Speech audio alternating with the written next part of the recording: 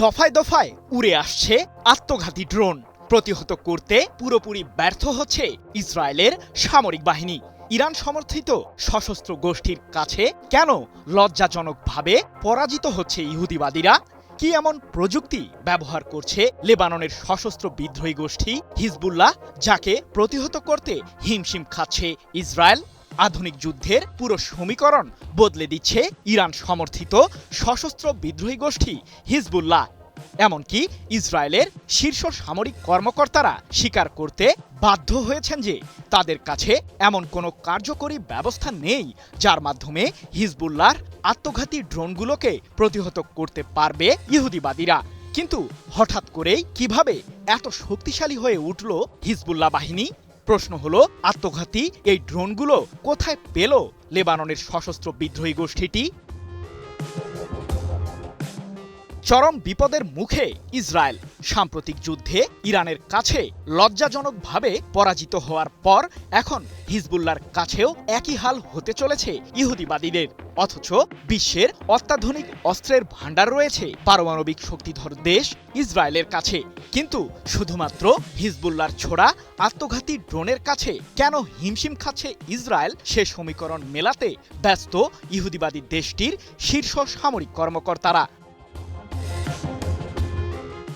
Hezbollah বাহিনীকে নির্মূলের তকমা দিয়ে পুরো লেবাননেই তাণ্ডব চালাচ্ছে ইসরায়েল। কিন্তু তাদের সামনে এখন সেই হিজবুল্লাহ প্রধান প্রতিবন্ধকের ভূমিকায় দায়িত্ব পালন করছে। জানা গেছে, লেবাননের দক্ষিণাঞ্চল এবং ইসরায়েলের উত্তরে ইহুদিবাদী দেশটির সামরিক বাহিনীকে লক্ষ্য করে দফায় দফায় আত্মঘাতী ড্রোন হামলা চালাচ্ছে হিজবুল্লাহ। তবে সবচেয়ে হাস্যকর বিষয় হলো, ইসরায়েলের আকাশ প্রতিরক্ষায় নিয়োজিত আয়রন ডোম ও ডেভিড স্লিংয়ের মতো এয়ার ডিফেন্স সিস্টেমের বিরুদ্ধেই হামলা চালাতে সফল হচ্ছে লেবাননের সশস্ত্র বিদ্রোহী গোষ্ঠীটি। 17 মে এক প্রতিবেদনে বিষয়টি নিশ্চিত করেছে ব্রিটিশ সংবাদ মাধ্যম বিবিসি। সবচেয়ে গুরুত্বপূর্ণ প্রশ্ন হলো, আধুনিক যুদ্ধের ময়দানে কাঁপুনি উঠানো এই আত্মঘাতী ড্রোনগুলোতে আসলে রয়েছে কি? ইসরায়েলি বাহিনীকে লক্ষ্য করে ছোড়া হিজবুল্লাহর ড্রোনগুলো মূলত এফপিভি মডেলের, যা রাশিয়া ইউক্রেন যুদ্ধের ময়দানে ব্যাপকভাবে ব্যবহৃত হচ্ছে বলে দাবি বিশ্লেষকদের। বিশেষ এক প্রক্রিয়ায় তৈরি এসব ড্রোন যেসব উচ্চমূল্যের লক্ষ্যবস্তুগুলোকে ধ্বংস করতে পারে, তার চেয়ে কয়েক গুণ সস্তা হিজবুল্লাহর শক্তিশালী এই মারণাস্ত্রগুলো।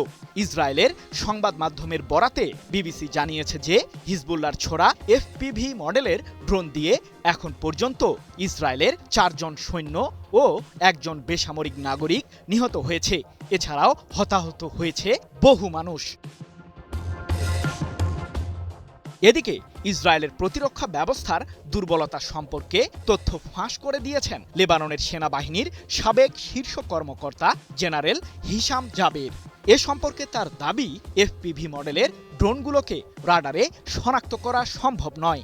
এই ড্রোনগুলোর মধ্যে বেশিরভাগই রেডিও বা বেতার সংকেতের পরিবর্তে ফাইবার অপটিক কেবল সংযোগ ব্যবহার করে, যার ফলে ইসরায়েলের বর্তমান ইলেকট্রনিক প্রতিরোধ ব্যবস্থা হিজবুল্লাহর এসব ড্রোনকে প্রতিহত করতে ব্যর্থ হচ্ছে। কিন্তু প্রশ্ন হলো, ইসরায়েলের বিরুদ্ধে হিজবুল্লাহর এত শক্তি দেখানোর পেছনে কি ইরানের সংশ্লিষ্টতা রয়েছে? বহু বছর ধরে ইরানের আর্থিক ও সামরিক সহায়তায় নিজেদের এক বিশাল অস্ত্রভাণ্ডার গড়ে তুলেছে লেবাননের বিদ্রোহী গোষ্ঠী হিজবুল্লাহ, এমনটাই দাবি ইসরায়েলের গোয়েন্দাদের। ফিলিস্তিনের গাজা উপত্যকায় ইসরায়েলের যুদ্ধ শুরুর আগে হিজবুল্লাহর কাছে প্রায় 1.5 লাখ মিসাইল ছিল বলেও জানিয়েছে ইসরায়েলের সামরিক সূত্রগুলো। তবে এফপিভি মডেলের ড্রোনগুলো প্রসঙ্গে ইহুদিবাদীদের শঙ্কা, চীন কিংবা ইরান থেকেই এসব আমদানি করেছে হিজবুল্লাহ। তারপর সেই মারণাস্ত্রগুলোতে গ্রেনেড অথবা অনুরূপ বিস্ফোরক ডিভাইস যুক্ত করে সেগুলো দিয়ে ইসরায়েলে হামলা চালাচ্ছে লেবাননের বিদ্রোহী গোষ্ঠীটি। সৃজন মাহমুদ, নিউজ 24।